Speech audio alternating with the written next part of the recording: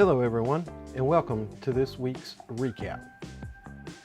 Before we get started, make sure you give me a thumbs up to encourage me to make more videos of this nature. Also, subscribe to my YouTube channel where you will find additional videos such as this, along with toolbox safety topic videos and leadership training videos. Now, before I get into the recap, I'd like to talk about an interesting scenario that presented itself to me this past week. It was presented to me by a fleet maintenance worker.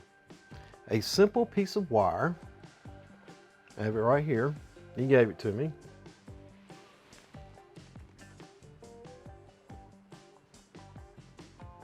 Let me get the focus. Simple piece of wire. And it's been on both ends, and he pulled the wire from the heel of one of his boots.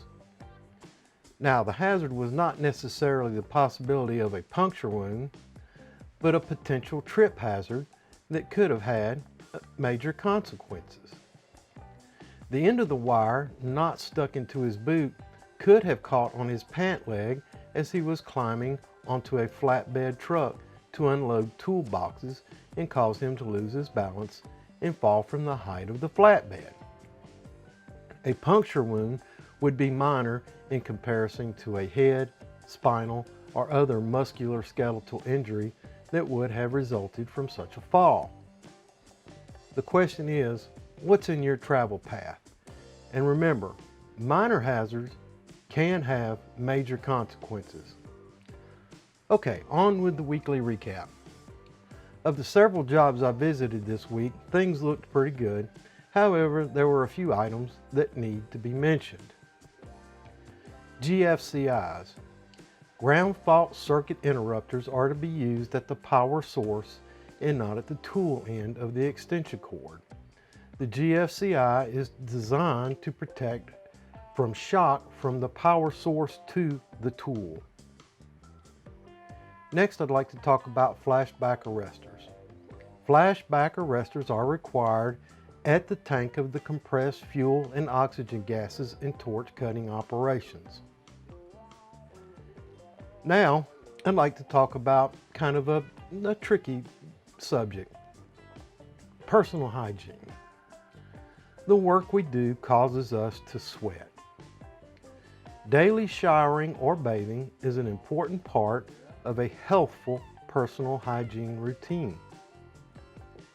Cleanliness is not only important to our individual health, but is also a matter of consideration for those who may have to ride to work with us or work near us daily. Please take the time to exercise a personal hygiene routine. Next, fire extinguishers. Many a fire has turned into an uncontrollable state due to the fire extinguishers being empty, damaged, or inaccessible by reason of being too close to the fire. Please ensure that fire extinguishers have monthly and annual documented inspections, are secured from tip over, damage, and are readily, easily, and safely accessible at all times. Next, I'd like to talk about dropped object protection. Are we doing work overhead? Ensure the area under the work area is properly protected to prevent others from wandering in underneath the work you are performing. Next, hand tools. Guards and handles. If the tool manufacturers have designed guards and handles into the equipment, ensure that they are in place. This is a requirement under the OSHA standard. In the next few episodes, I'll be talking about the topic that safety pays. Now, I want you to stay tuned. I don't have time to go into it this week, but in the next issue or so, I will be talking about how safety became the backdrop for a story of innovation. And this is the headline: Contractor develops new fall protection systems. So stay tuned for that in future episodes. All right, everybody, that's it for the weekly recap. I'd like to say thanks for watching. Make sure you give me a thumbs up to encourage me to make more videos of this nature. Also, subscribe to my YouTube channel where you will find additional videos of this type along with toolbox safety topic videos and leadership training videos. Until we see each other again, take care of yourself because you're number one. Look out for your coworkers and ensure their safety. And most importantly, have a grateful day.